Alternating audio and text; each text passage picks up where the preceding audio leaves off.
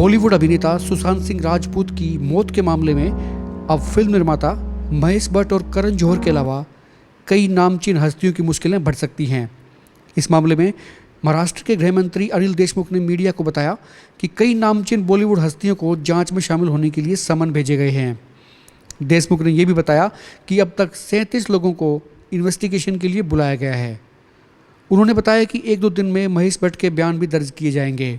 इसके अलावा सीआरपीसी की धारा 175 के तहत अभिनेत्री कंगना रनावत को भी समन भेजा गया है। गृह मंत्री ने कहा कि जिसकी भी जरूरत पड़ेगी उसे जांच में शामिल किया जाएगा, बेशक वो कितना ही बड़ा व्यक्ति क्यों न हो। उन्होंने कहा कि फिलहाल करण जौहर के मैनेजर को जांच में शामिल होने के लिए बुलाया गया है और साथ ही कहा कि अगर ज़रूरत पड़ी तो करण जौहर को भी बुलाया जा सकता है। गौरतलब है कि बॉलीवुड अभिनेता सुशांत सिंह राजपूत ने कथित तौर पर आत्महत्या कर ली थी।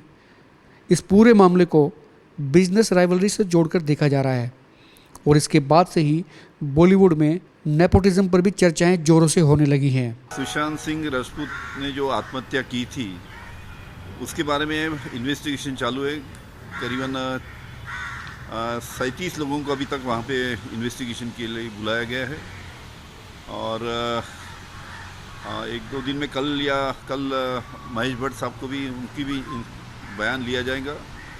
उसके बाद में सीआरपीसी 175 के तहत जो कंगना रनावत है उनको भी समन्स भेजा गया है, उनका भी बयान लिया जाएगा और इस प्रकार जिसकी ज़रूरत पड़ेगी उनके बयान लिए जाएंगे। करण जौहर की बात सामने आ रही है, करण जौहर को समन किया गया है। ऐसे करण जौहर के मैनेजर को बुलाया है और उनको इन्वेस्टिगेट करने के बाद में ऐसी ज़रूरत लगी कि करण जौहर को भी बुलाना पड़ता है तो उनको भी बुलाएंगे। सर किस दिशा में, मतलब करण जौहर को किस मुद्दों को लेकर बुलाया जाए, या फिर बिजनेस राइवलरी या फिर किस तरह से, मतलब जैसे मैं शुरू में बताया था कि फिल्म इंडस्ट्री में बॉलीवुड में कोई कोटरी है क्या जो बिजनेस राइवलरी के कारण किसको नए लोगों को आने नहीं देती इंडस्ट्री में। इस प्रकार की चर्चा, बिजनेस राइवलरी की चर्चा लेके वो एंगल से और कश्मीर से भी एक नई हीरोइन फरहाना भट्ट फिल्मों में दिखाई देंगी।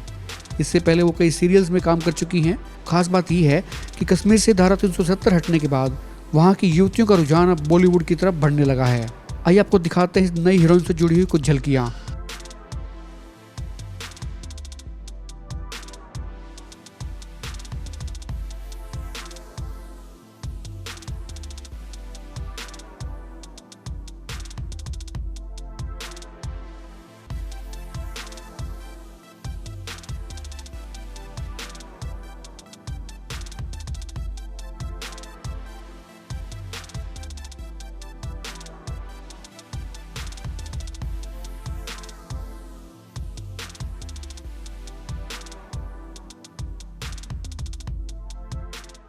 This journey started almost 6 to 7 साल पहले।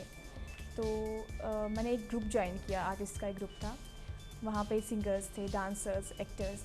तो that's how I came to the industry में मैंने directly I didn't came as a lead और सपोर्टिंग एक्टर और प्राइमरी और सेकेंडरी कास्ट। मैंने as a junior artist start किया है। तो बहुत सारी मूवीज़ मैंने जूनियर आर्टिस्ट काम किए इन बैकग्राउंड।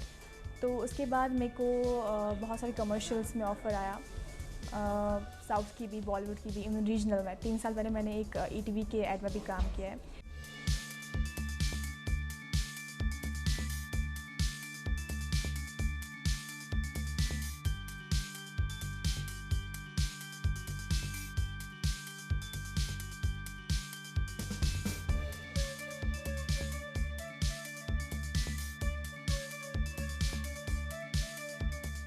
और रिसेंटली जो मूवी आई लैला मजनू की बाय साजिद अली, तो उसमें मैंने ऑडिशन दिया था for primary cast, like that's not primary cast, that's third lead for a character Jasmeet. जो मैंने ऑडिशन उसमें दिया तो लकीली आई गॉट सिलेक्टेड।